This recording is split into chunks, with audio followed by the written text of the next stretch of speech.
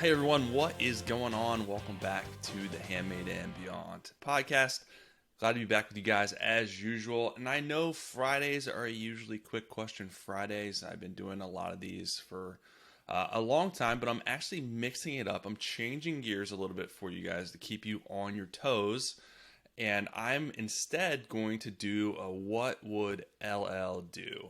So kind of the same, along the same lines, but I'm going to give you specific scenarios based on things that have come up in my selling career, and mostly everything I think I'm going to talk about is things that have come up in my selling career, so I can speak from specifics as far as what I've done in the past when these scenarios have come up, and you can apply these to what you're doing, and if this comes up, so you're ready, so you have the ammunition, so you have the strategies that you know exactly what you will be able to do, and the next steps that you'll be able to take, so you're not kind of stuck. That is kind of the main goal of WWLLD. It's a lot. That's too many letters. I can't abbreviate it.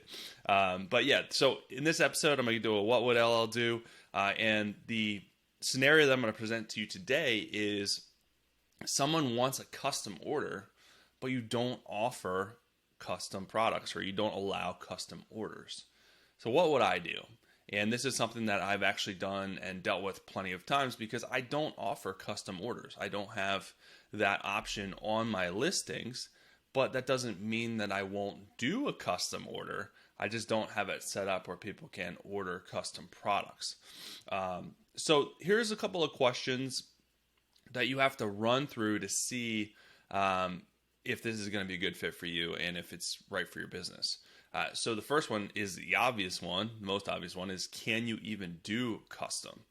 So if you outsource your production, and chances are, regardless, if you outsource your production, you're probably not going to be able to do custom products because it's going to be too expensive to get them to do it for you. So it's probably out of the question if you outsource your stuff. Maybe you don't outsource your production, which many of you guys don't.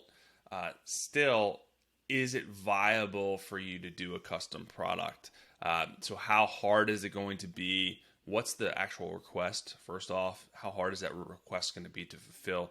How time consuming is it going to be? So maybe it may not be as expensive, but it may be very time consuming for you to be able to do customization, depending on your process, depending on what you have to do. So that's what you have to determine first and foremost. Is it even possible? And then if it is possible, is it viable for your business based on how hard, how expensive, how time consuming? So that's the first things that you have to kind of get out of the way. The next question that you should ask yourself is the customization something that's super customer specific, or is it more generic that you could actually start selling in your store? And so even though it's a customization for the person because you don't offer it, maybe it's not as customer specific as something else that you may get. So maybe if you sell mugs and someone just wants a new design and it's not like a name or something specific to that person, that may be something that's viable to you to sell or start selling across the board. So I've had this happen many, many times where people have asked me for custom orders, and they're actually really good ideas and they're not super customer specific. So then I actually will accept that order, even though it is time consuming, even though it is expensive to do just one-offs. But I know that I can probably sell that more than once because it is a good idea. So I'll take the chance. I'll eat that cost, eat that time spent, knowing that I could probably start selling that and making a profit on that time after time. And that's the rule that I've followed, and it has served me very, very well. A lot of my best sellers are actually people that have requested custom orders for that design or that idea. So I'll take that, I will make it for them, and then I'll start selling it across the board. And then chances are other people will want that.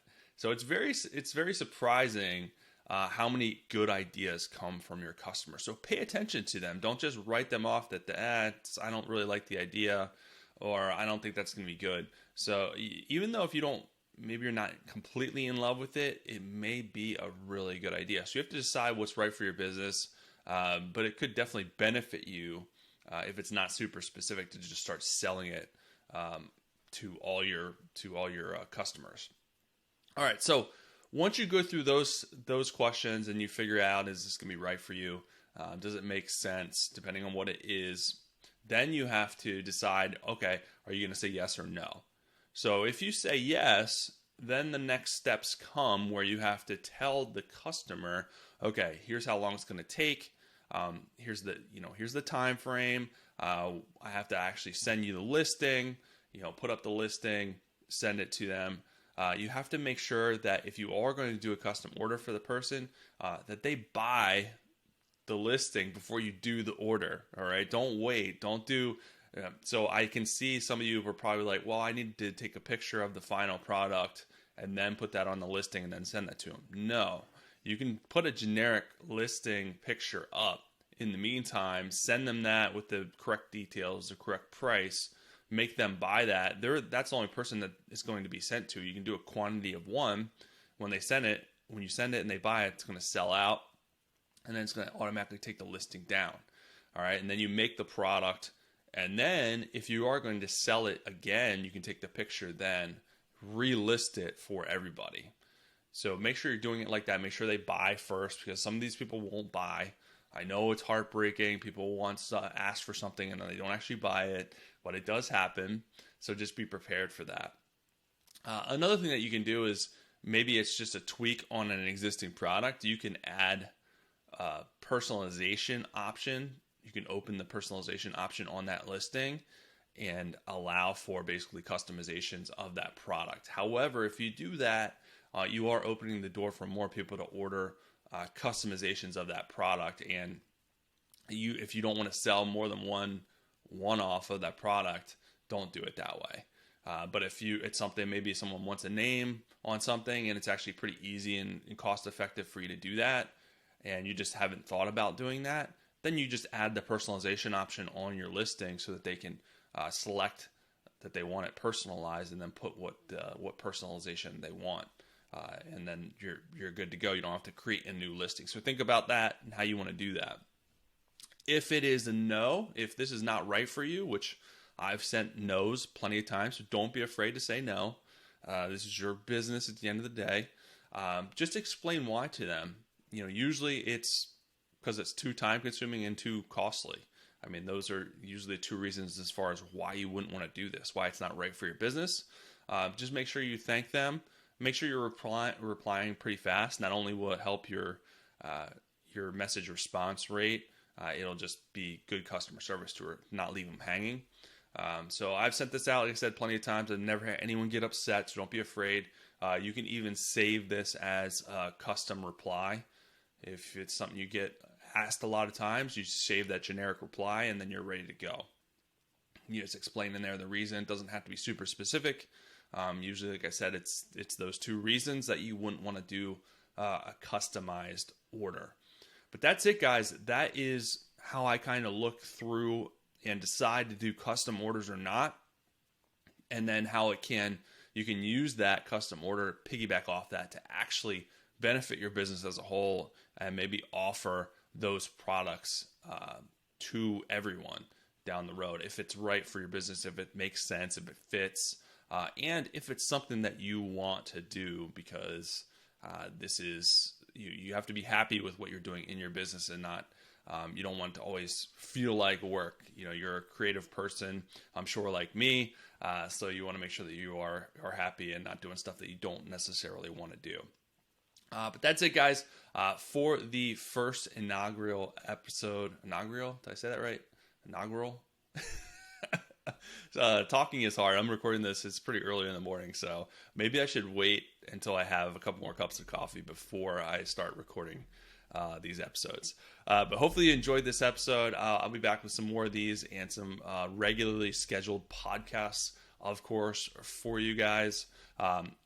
Before I let you go, if you haven't seen or haven't downloaded, I did release a Black Friday playbook to help you guys get ready for Black Friday. I'll include a link below, or you can go to handmadeandbeyond.com/Black Friday to download that playbook to help you guys get set up to have a successful Black Friday sale. Everything's in there as far as planning and then rolling out your sale so you can get the most bang for your buck, and your customers can get the most bang for their buck as well, because I want to make sure that you guys have a successful Black Friday. That is really the big kickoff to massive sales, massive end of the year sales. So I want to make sure you guys are taking full advantage of all that traffic that's about to come your way and get as many sales/conversions as possible. So download that free guide. I'll be back with you guys very, very soon. Have an amazing rest of your day.